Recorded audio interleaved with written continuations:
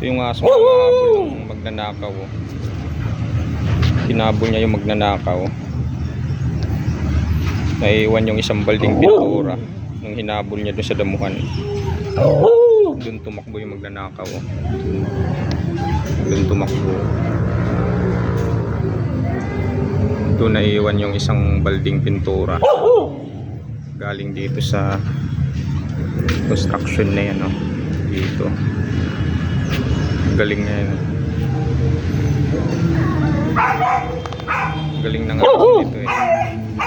Ang pangalan namin sa kanya si Shadow. Ayan, si Shadow.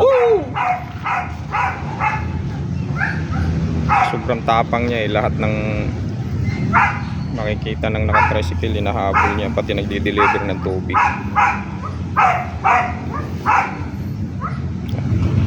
Kaya pag may magnanakaw, yari sa kanya eh.